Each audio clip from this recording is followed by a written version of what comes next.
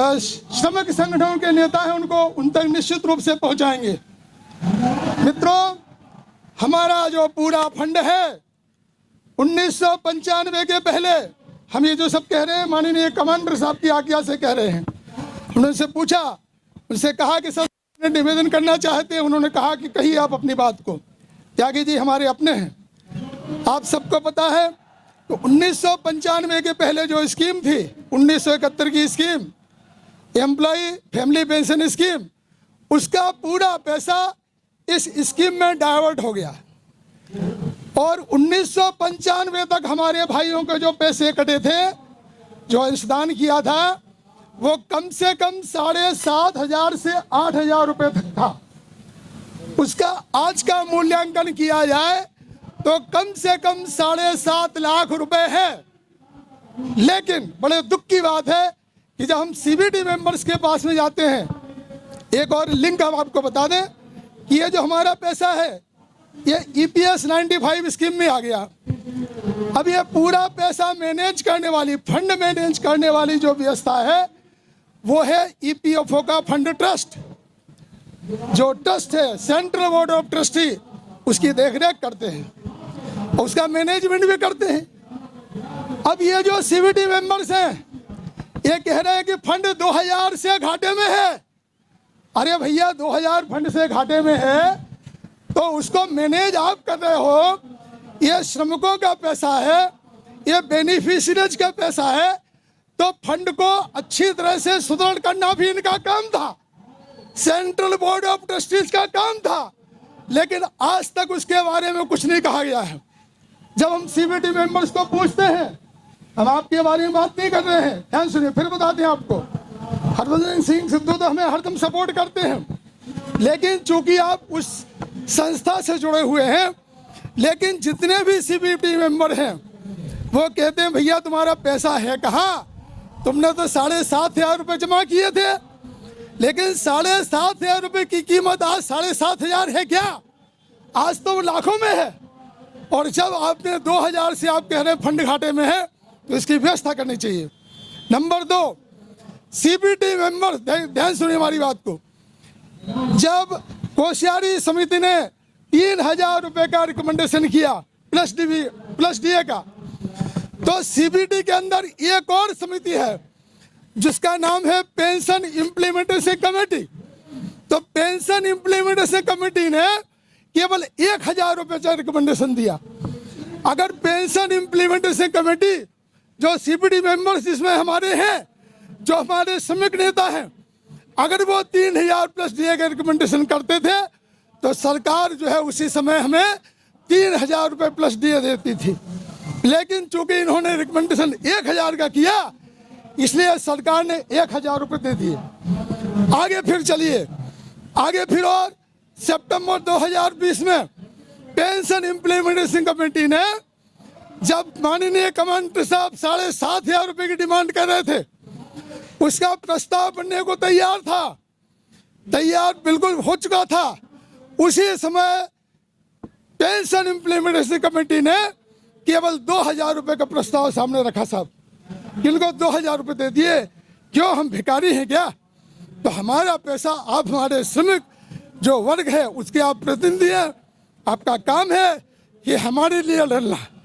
लेकिन बड़े दुख की बात है, हम एक बात और आपसे कहना चाहेंगे। दिसंबर 2018 में जब हमारा आंदोलन हुआ 4 दिसंबर 2018 से लेकर 7 दिसंबर 2018 तक, तो श्रम मंत्री ने कहा कि हम आपकी मांगे आज ही मंजूर करने जा रहे हैं। लेकिन चूंकि हाई एम्पावर्ड पावर कमेटी की रिपोर्ट नहीं आई थी, श्रम मंत्री ने कहा कि हाई एम्पावर्ड पावर कमेटी का रिपोर्ट आने दीजिए और हम आपकी मांगों को तुरंत मंजूर करेंगे। जिस समय हरा आंदोलन शुरू था, उसी समय ये नागपुर वाले एक संगठन है, वो 3,000 रुपये की डिमांड कर रहे थे। सर कितने रुपए की? 3,000 रुपये की डिमांड। श्रम मंत्री जी ने कहा कि भैया 20/12/2018 की बात है, मुझे याद है। हम लोग श्रम मंत्री को मिले, श्रम मंत्री जी ने कहा कि भैया श्रमिक संगठन तो केवल 3,000 रुपए की डिमांड कर रहे हैं। कमांडर साहब, मैं आपको 7,500 प्लस डीए कैसे दूं? और उसी समय जितने भी बीएमएस को छोड़ के जितने भी श्रमिक संगठन हैं, इन्होंने भी 3,000 रुपए की डिमांड की, केवल 3,000 रुपए की डिमांड। पूरे भारतवर्ष में 8 और 9 जनवरी 2019 को आंदोलन हुआ, जिसमें सभी फेडरेशन के भाई शामिल थे, और उन्होंने कहा केवल हमें 3,000 रुपए चाहिए। और उसी समय हमारे साथ में घात हो गया। उसी समय श्रम मंत्री ने कहा कि अब जो है, अब कमांडर साहब, मैं आपको 7,500 रुपए प्लस डीए नहीं दे सकता हूं। मैंने तो प्रस्ताव भेज दिया है। और कहने का मतलब ये है कि हमारे सेंट्रल बोर्ड ऑफ ट्रस्टी के जो सदस्य हैं, इनकी अलग अलग आइडियोलॉजीज है, अलग अलग उनके विचार हैं। आज भी भारतीय मजदूर संघ केवल 5,000 रुपए की डिमांड कर रहा है विदाउट डीए, जबकि पहले श्रम मंत्री महोदय गंगवार साहब कमांडर साहब को 7,500 रुपए देने के लिए तैयार थे। बीएमएस आज केवल 5,000 रुपए की डिमांड कर रही है। हमारे हरामखोर नागपुर वाले ये आज भी 3,000 रुपए की डिमांड कर रहे हैं। इसका मतलब ये है। और एक महत्वपूर्ण बात कि आज भी जो और संगठन है, हम आपको इसलिए कह रहे हैं यहाँ, इसलिए कह रहे हैं कि आप जवाबदार नेता हैं। और जो श्रमिक संगठन है, एटक के हो, सीटू को हो, ये सब लोग 9,000 रुपए प्लस डीए की डिमांड कर रहे हैं। मतलब कि हमारा काम, आप 7 सदस्य एक जगह नहीं बैठ सकते हैं क्या? आप 7 सदस्य एक जगह बैठिए और आप कहिए कि 7,500 प्लस डीए की डिमांड का हम समर्थन करते हैं। देखिए, हाथी के दांत खाने के दूसरे, दिखाने के दूसरे। भारतीय मजदूर के संघ का हमारे पास में पत्र है जनरल सेक्रेटरी का, कमांडर साहब के नाम से, कि 7,500 प्लस डीए का हम समर्थन करते हैं।